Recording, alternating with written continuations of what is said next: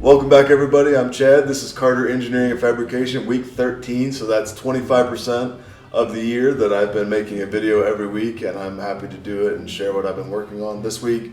Kind of an inception level situation. So I want to put the body of the Buick onto the shortened and narrowed Lincoln Town Car frame.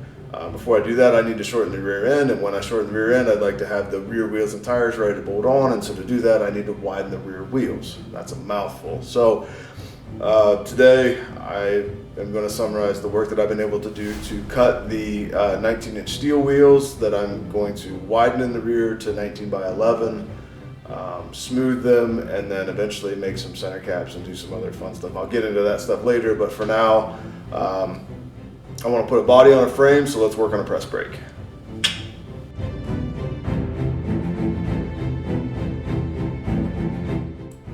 This is a little 12-inch press brake that I started building about a year ago, and I just never got it finished. The main detail I didn't get finished was the hold down for the European style tooling.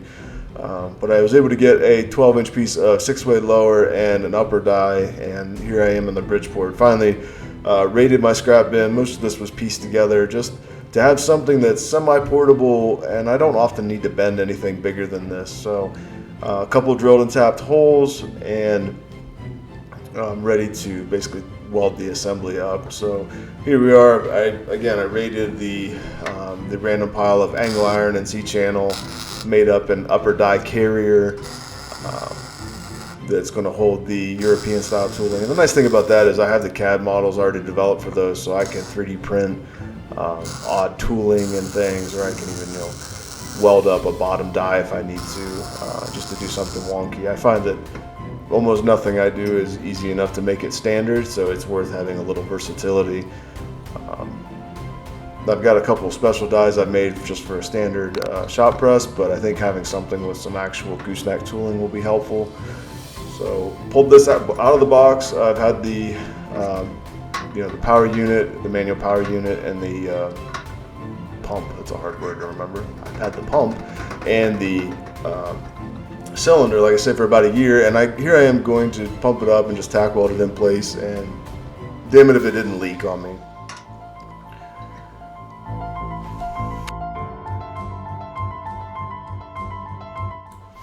So I really don't want to talk about how long I wasted trying to figure out what was going on. It likely needs an O-ring. I think it got cut on install. So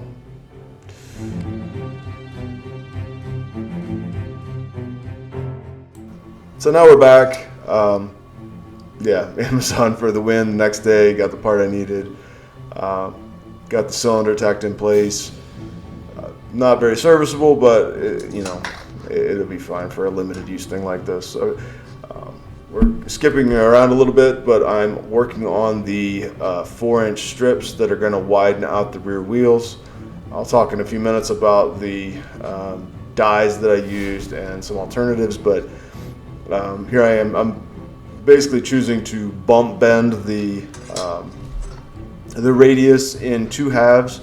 Because that gives me a chance to cut off the starts from each end and dial in the width, and I don't mind having a seam.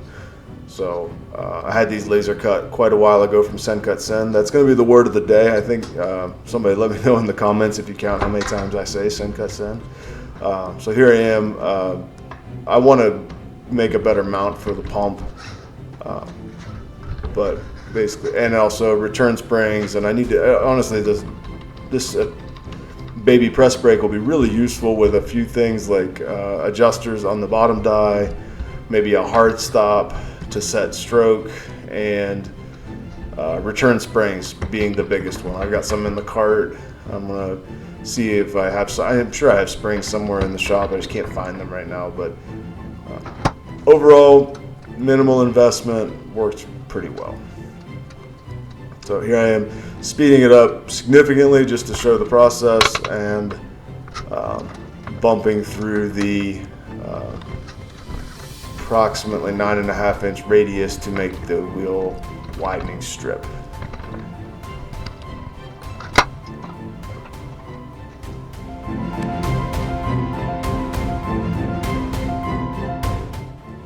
So just a couple real quick notes here. I have done this in the past with pretty good success. So in SolidWorks, I have designed an upper die, European style, and then I believe I put something like a 1/2 inch radius. Oh no, I'm sorry, 2-inch nose radius. So well under the final radius of the bent hoop for the rim.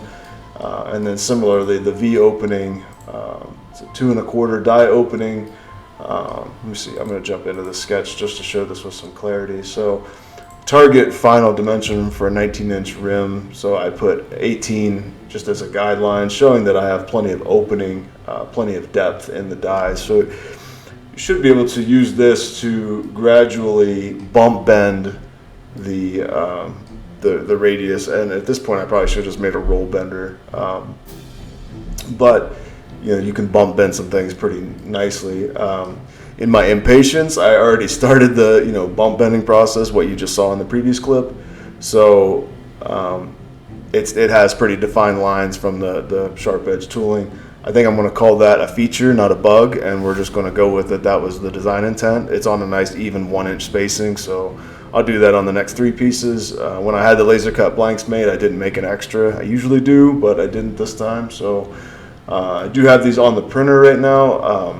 Nice part about this is that they are set up with a guide on the side to maintain squareness, and if you just bump this ideally you set up a hard stop and you kind of dial this in a little better, but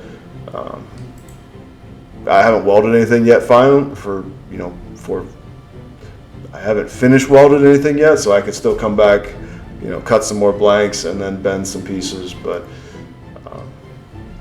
yeah, just thought I'd share that as well.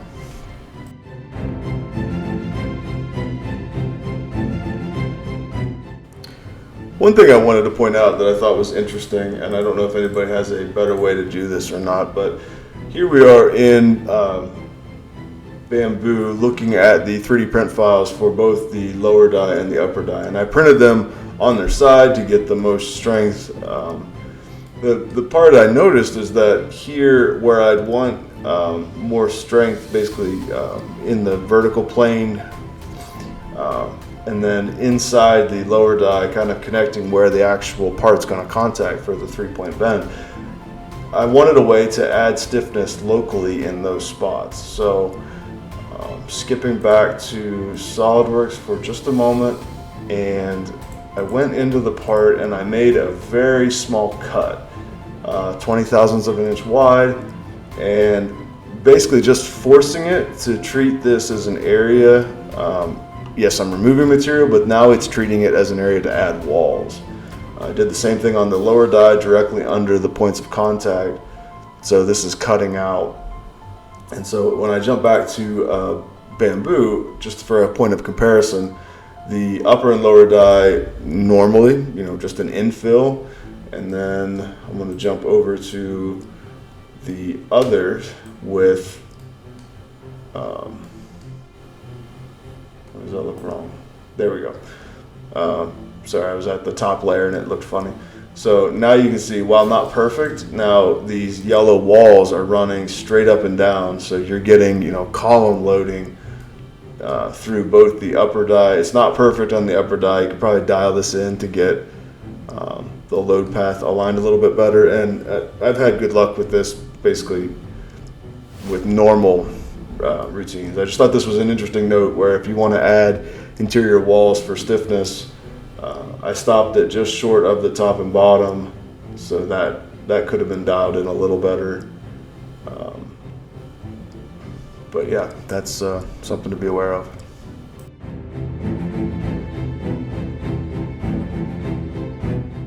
All right, so back on the wheels, we are plugging all of these holes to turn these cheap winter steel wheels into Smoothies. It's a labor of love at this point, but SendCutSend cut all of the plugs for me.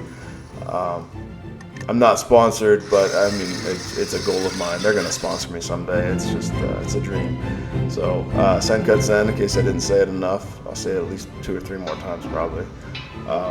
So here I am using some magnets, tacking these up as flush as I can. I really do like the new TIG controls from 6061.com. It's working out very nicely. So I tried to tack each one of these in at least 2 spots and just a fusion tack, and then go over it, make sure that they're flush, or if anything just a little proud, so that I've got some material to grind down.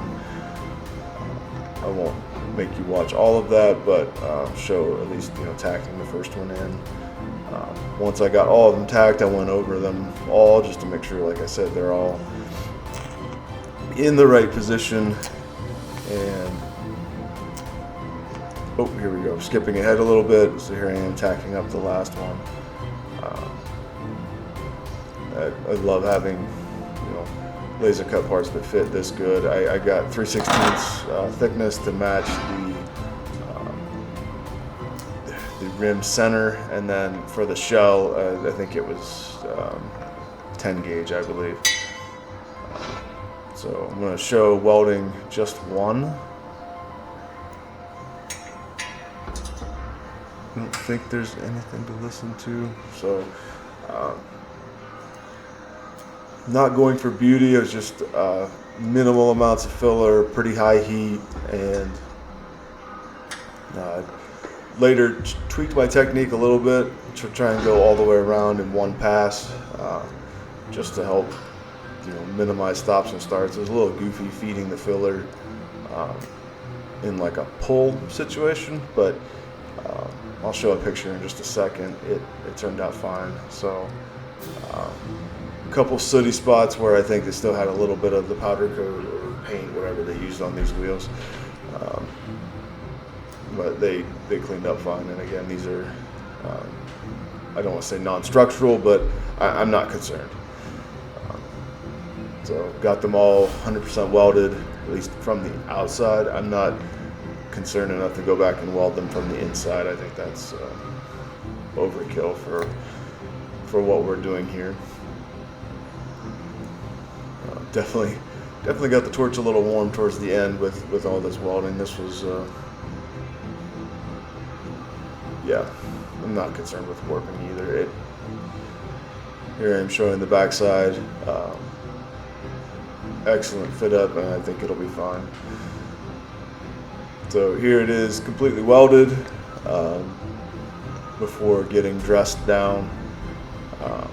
And in just a second you'll see it after I ran the 36 grit fur disc on the grinder and then went over that with a DA. It's definitely got some waviness to it, but some high build primer and a little bit of sanding, this is going to look pretty good.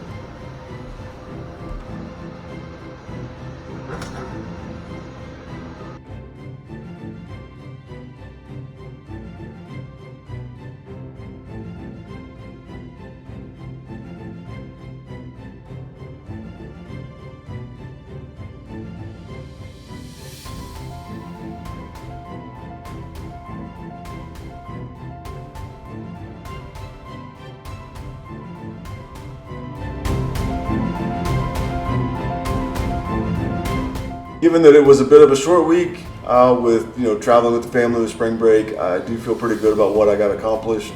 We'll bring you guys back in the next week or two as we make a little more progress setting the Buick body down onto the Lincoln Town Car frame. Hopefully get the rear end narrowed up. If I can get the wheels widened, and at least spray some primer on them, mount the tires. I'm really looking forward to seeing this thing on, you know, on the ground or on the fab table, whatever, at ride height. Hopefully throw a fender back on it, feel a little bit more motivated at that point to press on. It's exciting. I'll throw a snippet in here of the goal with the wheels. It was always this like grunge racer look, you know, kind of the poverty caps and the steel wheels, but I'm going quite a bit bigger with the 19-inch steel wheels. I want to put decent sized brakes on this car, and then in a kind of a spin on like the luxury style, I want to do floating poverty caps. So I'm going to do a billet machined center cap, you know, in the, you know, throwback style of what the Buicks came with when they had the 14-inch wheels with the hubcaps.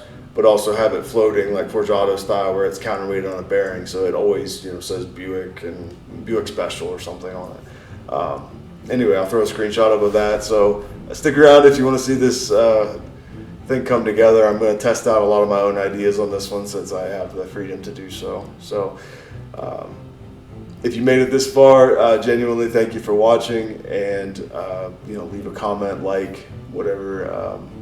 All hail the algorithm. So I think that's enough rambling. I'll see you guys next week.